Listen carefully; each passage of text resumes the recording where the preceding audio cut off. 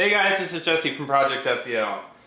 In this video we are going to upgrade this FDL-2 blaster to an FDL-2 Plus. The FDL-2 Plus swaps out this kind of big and bulky stepper motor for a smaller and lighter weight geared brushed motor. You're going to get a significant rate of fire boost, as well as your blaster is going to be lighter in the end. So for anybody that owns an FDL-2 and they want to upgrade to an FDL-2 Plus, I am going to have FDL-2 Plus upgrade kits on my Etsy shop. So there will be two different versions of the kit. One will have just the electronics that you need if you have your printer and like if you printed your own FDL-2. The other version will have all the electronic pieces as well as the printed pieces. So let's talk about what is in this kit and what's a little different. So first up, the big difference obviously is the new pusher motor. So this is a DC geared pusher motor, and we're going to swap the stepper out for that. Then we are also going to swap out the two main electronics boards. So the two electronics boards are, one is the control board, which your particle photon sits in, and then the other one is the driver for the DC pusher motor. So we're going to swap out the wire that goes between the controller board and the driver board. The one before, that was a stepper motor, had 6 wires between here. This version only needs 2. And then we are also going to swap out the little harness that goes between the knobs on the side and the control board in the back. And then one other thing, the FDL-2 Plus adds an additional micro switch too. So the FDL-2 just has a micro switch at the back of the pusher. So it knows when the pusher is all the way back, and it can stop itself immediately when it gets all the way back. Now the pusher motor in the FDL-2 Plus is significantly faster, so it requires a little bit more control. So now there's actually a micro switch at the back and at the front of the throw of the pusher.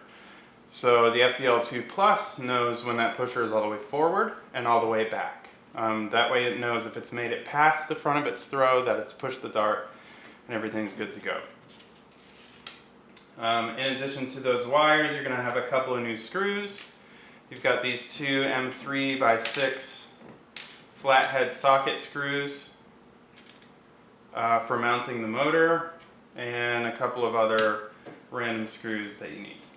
Now, you are going to need to swap out a few of the semi-major printed pieces on the blaster. Again, these will be included in the upgrade kit if you choose the version that has the printed pieces in it. One of the big major pieces is this rear back plate. So the other plate was set up to hold the stepper motor here. This one instead is going to hold your gear motor in there like that. The screw holes are a little bit different, so this whole piece needs to be changed out. So we have that. We have a different spinner piece in the back. It's a little bit different geometry in order to work with the different motor. And then we have a different electronics cap to go over the back. So this is like 90% the same as the other one, except you'll see there's a little bit of a bulge here. This motor is actually a little longer than the stepper motor, so there's just a little bit of extra space that I've created at the top of that there. And then there is a cap to go over the spot in front where the new micro switch goes in. And I'm also going to include a cap for the back where the other micro switch goes in. I actually adjusted this distance down a little bit here so that the pusher comes back a little smoother each time. Okay, for tools you're going to need your usual Phillips head screwdriver. This is a number 2, a 3/32 Allen wrench, and then one more Allen wrench, but I actually have the driver version, is a 2mm Allen driver. And then I'm going to grab, I've got some wire cutters because there are probably some zip ties inside your blaster that we're going to need to cut and then put new zip ties onto. And then I have a pair of needle nose pliers and then an X-Acto knife just in case I need it.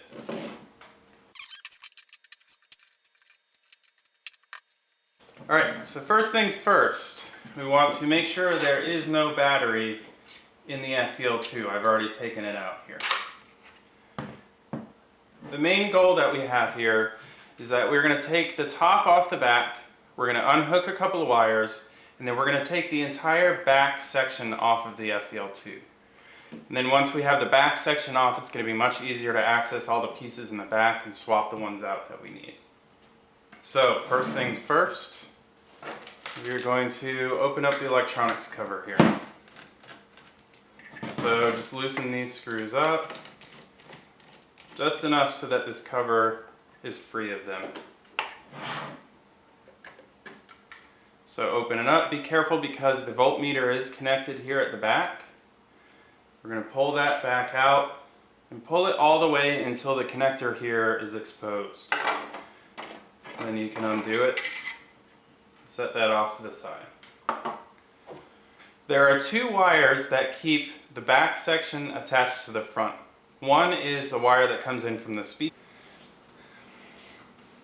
Okay, the other wire that connects the front section of the blaster to the back is the power cable that goes to the stepper driver board here.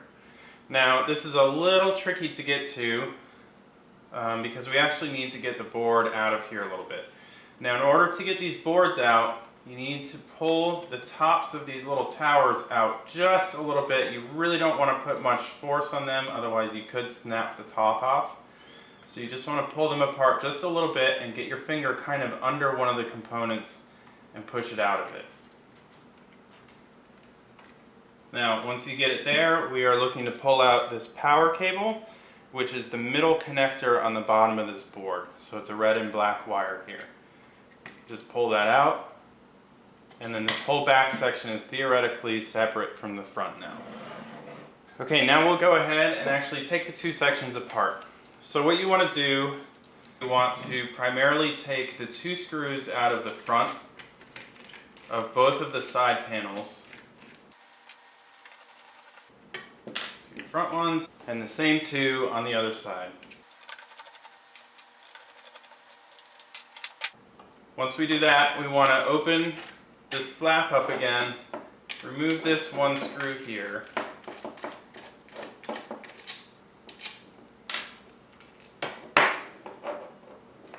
Now the whole back section should pull back from the front.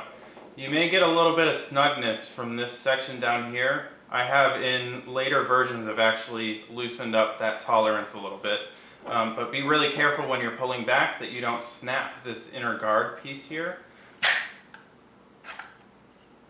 So there you go. Then you can separate the front from the back. So we're going to put the front off to the side.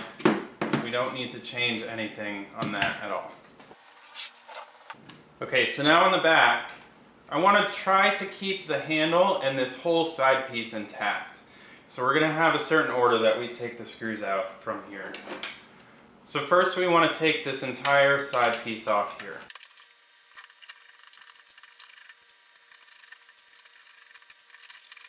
Put that off to the side. We're going to put that back on later. Now, on the other side, we want to try, like I said, we want to try to keep the handle and this side panel intact. So I want to take this back plate off, but I want to keep these bottom two screws here. So I'm just going to take the top couple of screws out. Once you have those out, you should be able to pull the back plate away from the handle and that left panel. So now you have this rear plate, you have the PCB mount, which is going to stay the same.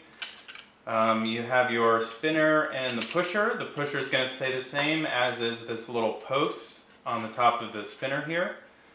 So let's go ahead and start taking some of this apart. First, I'm going to undo the pusher. Unscrew that, and you're left with a screw, a washer, and a little bushing there. Okay, next we're going to take this cap off the back here. So the cap holds this micro switch in that gets pushed every time the pusher goes back. There's a green wire in the back that goes down to this micro switch down here. You can go ahead and pull that out.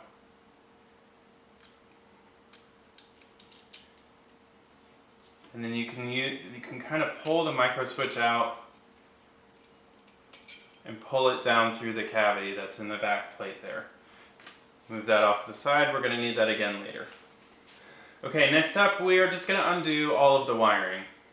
So we're going to take the wires out that go off to the panel on the side with the knobs.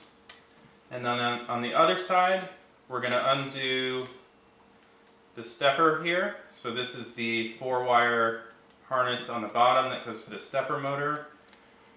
Kind of wiggle that out. Now these big white JST connectors, I've actually switched over to different connectors now where the connector is easier to take in and out. These in particular are pretty tight. Sometimes you have to get in here with needle nose pliers and kind of help those out. Then once you have those out, move the 2 towers apart just a little bit, just enough to free the board. Pull the board out. Same thing with the one in the back. Pull the towers apart just a little bit. Just enough to free up the board. You can pull it out, and you can actually just leave this control wire attached to it. We're going to swap both of those out. But you do want to pull the Photon out of the board. So gently rock it back and forth, and eventually you'll pull the entire microcontroller out. Now we're going to take this entire PCB mount off of that back plate. We're going to reuse that on the FDL-2 Plus.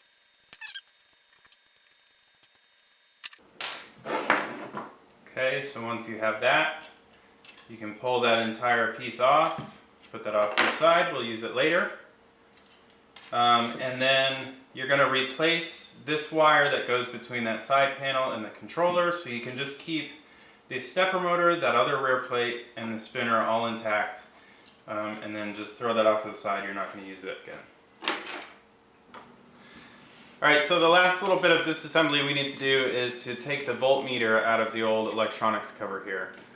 So just be careful, this nameplate piece is only super glued in there. I just use super glue so you can potentially get it out, but for the most part you want it to stay there. So you want to hold the nameplate and kind of push the voltmeter out. Yours may be a little tighter than that, this one's fairly loose. Alright, so let's start getting the new pieces together. Go ahead and grab your rear plate and the new pusher motor. You could put the direction of the wires really in either direction. I like them to point forward. And then the motor mounts with the 2 M3x6 socket head screws. And that uses a 2mm Allen wrench.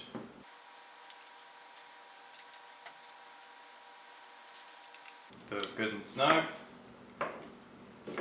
And then next up we can actually put the spinner on here while we're at it too. So the hole in the middle has kind of a D shape to it, so just line up the flat side with the flat side on the shaft of the motor.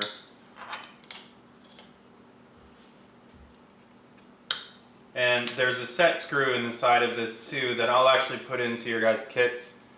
But just so you know, if you printed this yourself, there is a set screw that goes in there too. That could actually come off of your old spinner. And then when you put this on, you just want the end of the motor shaft to be flush with the rest of the spinner. And then use the 3/32 Allen key. And get it good and snugged up so that it doesn't slide up and down off of there. Alright, then grab your trigger wiring harness. So this is the one with 5 wires. They go red, black, green, blue, yellow. On the opposite side here, you'll see there's a channel here where the connection actually slides into from the side, and you want to orient it so that the yellow wire is towards the back of the blaster.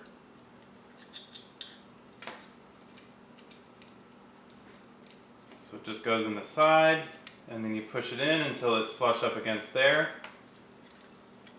And then run your wires down through that channel and hold them there for now. Then take your PCB mount, put the wire from the motor through the center and down over the top of the motor. Now when you put the PCB mount on here, you're actually going to hold these wires into this channel. Do one last check that you're not pinching any of the wires, and then you can screw the 4 screws around the corner of it.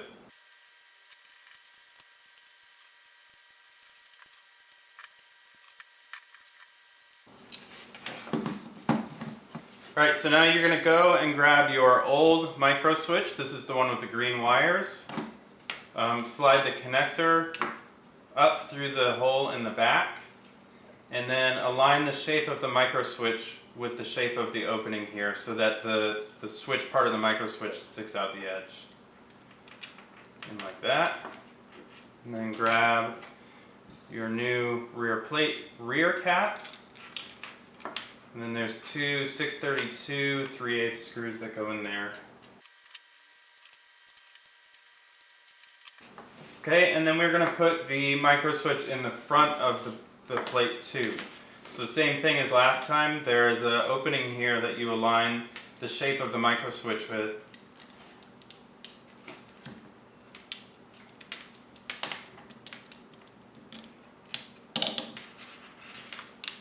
Get it down in there until it's flush. And then put the cap over the top of it. Now when you screw this in, this cap is going to have a tendency to kind of try to rotate around. You just want to keep it as lined up as possible, and then the compression of the screw will hold it in place once it's in. Now we can start putting the PCBs in the mounts. So here's the rear control PCB. Don't put in the Photon yet because we're going to flash it in a second.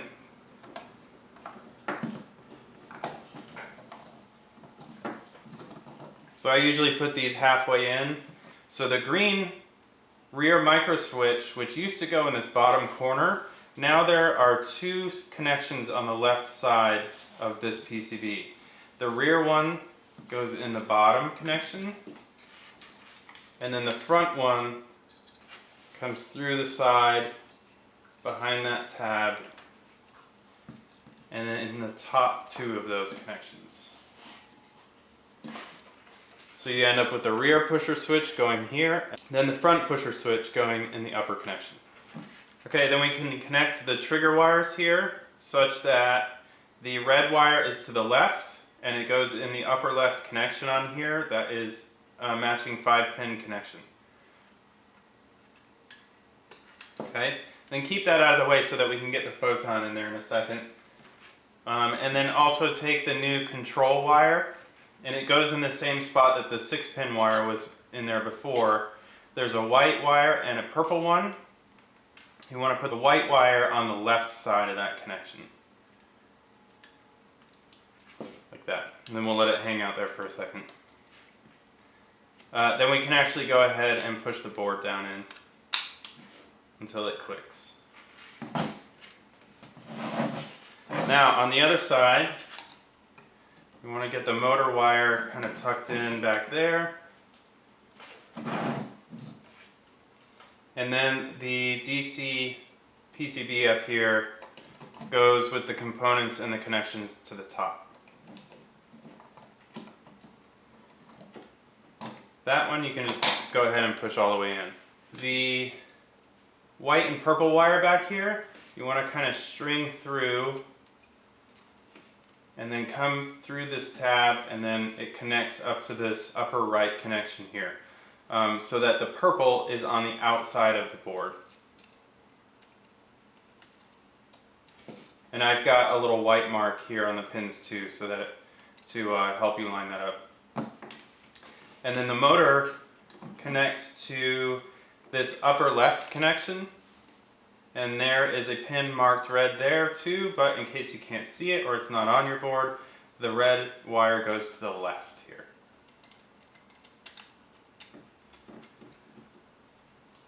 And then you can kind of take this motor wire and do whatever you need to get it kind of tucked into the channel here.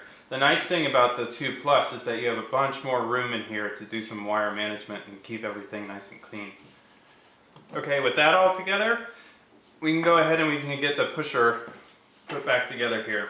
So you want to grab your same old pusher, and then the assembly with your spinner bushing, this washer, and this machine screw. And then the curved part of the pusher goes towards the spinner here. And then you line it up so that the post goes through the groove on the pusher. forming the Scotch yoke.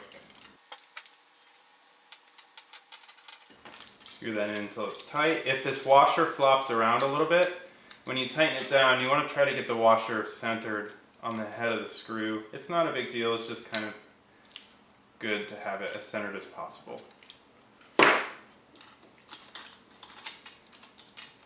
And then turn it so that the pusher is all the way towards the back. Okay, now that we have the whole plate assembled and upgraded back here, we want to connect this assembly back to the handle assembly. So on the inside of the left panel, you'll see the 5-pin connector here, and then on the side of the plate, you see the 5-pin connection there. So from the side, slide the two connectors together.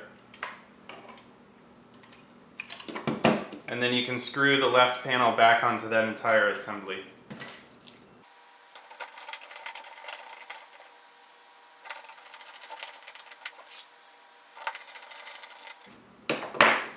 Okay, once you have that side on, then you can put the right panel back on too.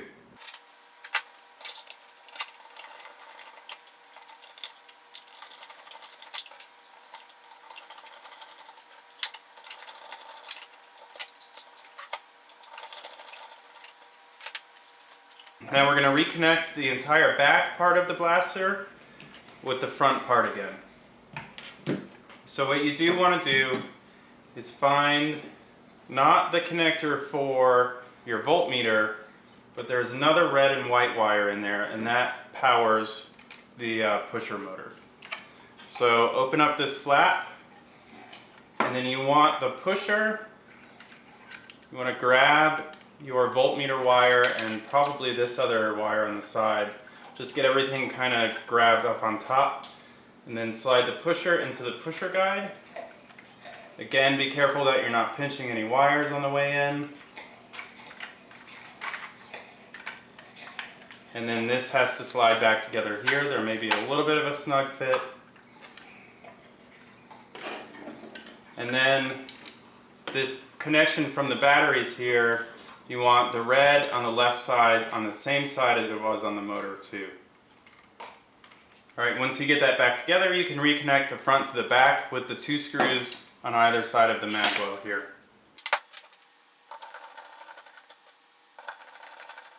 While we're on this side, we can actually put this one in. So this is the slightly longer machine screw. Goes through and it holds the guard to the handle.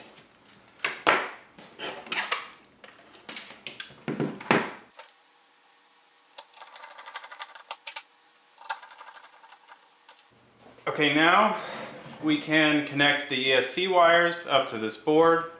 Now I want to make a little note at this point too. Some of the older boards, this one included, actually had the red and the black wire swapped on this connection. So if you look at the top right connector here, it should be marked and it should go black, red, white. This goes red, black, white. So we're actually going to need to flip those two wires around. Okay, what I usually do is I take like a little X-Acto knife for something with a real fine point on the end. And you can lift up on the flaps that hold these wires in. Don't lift up too far, you don't want to like crease that flap. And then you can pull the wires out.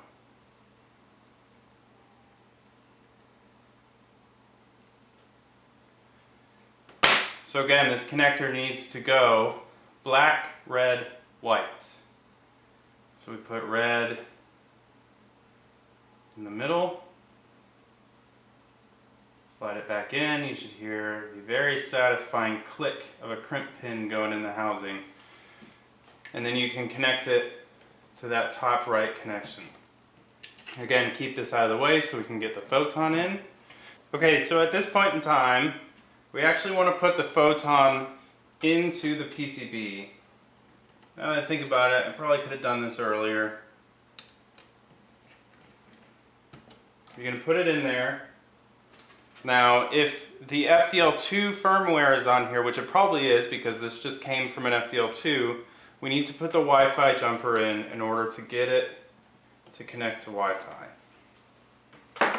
You can go ahead and throw a battery in.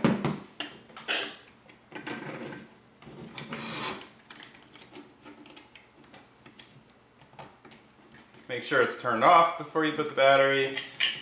Bundle up the balance connector in the handle. Close that up. Now, we want to turn all of the knobs all the way down, just in case. This is the first time we're plugging up a few of these electronics. Now, when I boot this on, you should hear the familiar sound of the startup. Now, everything's a little bit different inside of there, so we are going to need to flash the firmware. If you have not been through the videos talking about getting your Photon connected to Wi-Fi, go and watch that. And then there's also another video that I'll put links to the description in about flashing new code on here. And I will put a link to the new FDL-2 Plus firmware for you to flash onto it as well. Okay, so right now we are getting the cyan pulsing light. So I'm going to go ahead and flash the Photon.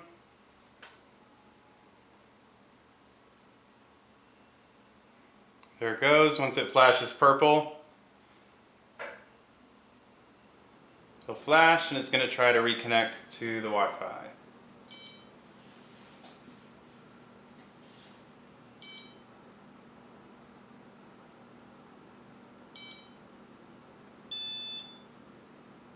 Cool. So when it's done, you'll hear it arm itself again. And now it's just going to try to connect to the Wi-Fi.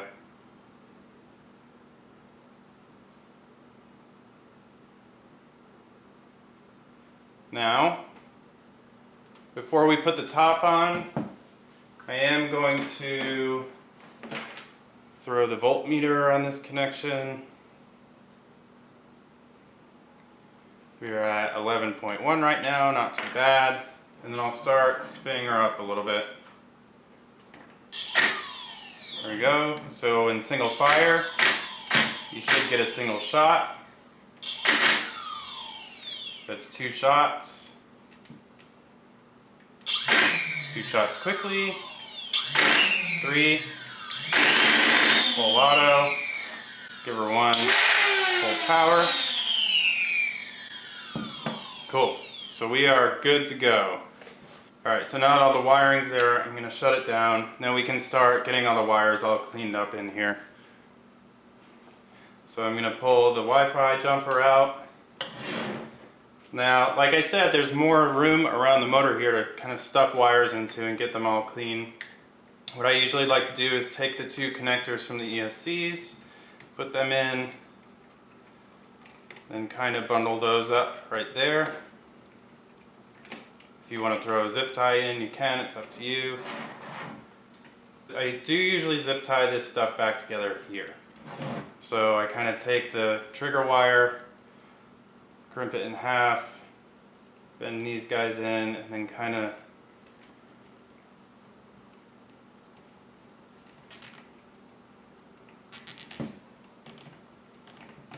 tie all those guys together in the back. Now, once you get that all in, you can put the voltmeter in the new cap.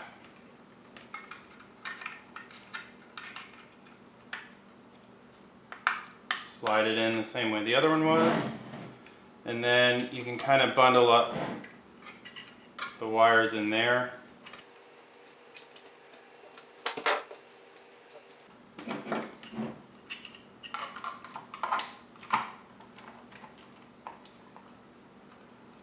Cool. Then we can close up the back.